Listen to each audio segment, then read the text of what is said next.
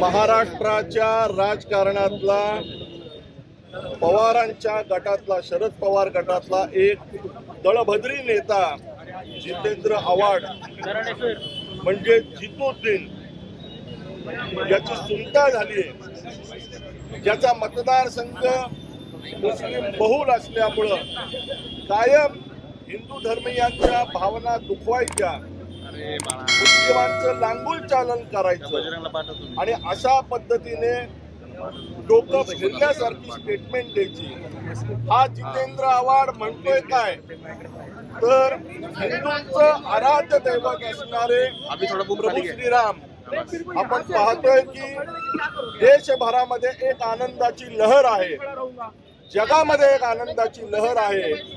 तमाम हिंदू धर्मीयांच्या भावनांचं श्रद्धास्थान असणारे प्रभू श्रीराम हे 22 तारखेला अयोध्येमध्ये प्रभू श्रीरामाचं जन्मस्थान असणाऱ्या अयोध्येतल्या राम मंदिरामध्ये विराजमान होत आहेत। सर्व हिंदू धर्मीयांमध्ये एक आनंद उत्साह असताना अशा पद्धतीने काहीतरी चुकीचं स्टेटमेंट करायचं। खरं तर जितेंद्र आव्हाडला मानसोपचार तज्ञाची गरज आहे। हा जितेंद्र आव्हाड अशा पद्धतीने कायमच गरळ ओकत असतो। माग या जितेंद्र आव्हाडने असा शोध लावला की औरंगजेब हा क्रूर नव्हता।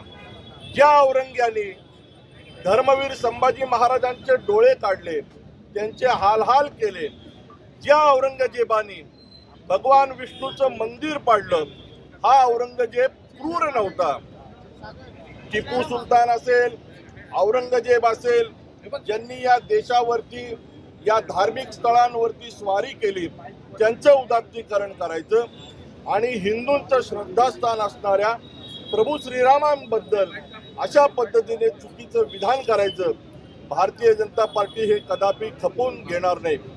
ज्या दिवशी जितेंद्र आव्हाड पुण्यामध्ये येईल, भारतीय जनता पार्टीचा प्रत्येक कार्यकर्ता, प्रत्येक रामसेवक त्याला योग्य त्या पद्धतीने हिंदू धर्मीयांच्या भावनांची गोडी उठावं आणि कशाही पद्धतीने विधानं करून त्यांच्या भावना दुखवाव्यात।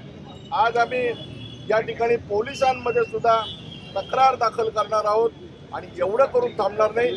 तर जितेंद्र आव्हाडला आम्ही योग्य पद्धतीने योग्य त्या भाषेमध्ये निश्चित उत्तर चॅलेंज जितेंद्र आव्हाडला खुलं आव्हान आहे। जितेंद्र आव्हाडला फर्ग्युसन मध्ये धीरज घाटे भारतीय जनता पार्टीचे कार्यकर्ते काय करू शकतात याची माहिती आहे, त्याची पुनरावृत्ती पुण्यात आल्यानंतर करू। आणि खुलं आव्हान आहे, भारतीय जनता पार्टीचा कार्यकर्ता प्रत्येक रामसेवक जितेंद्र आव्हाडांना योग्य त्या भाषेमध्ये उत्तर देईल।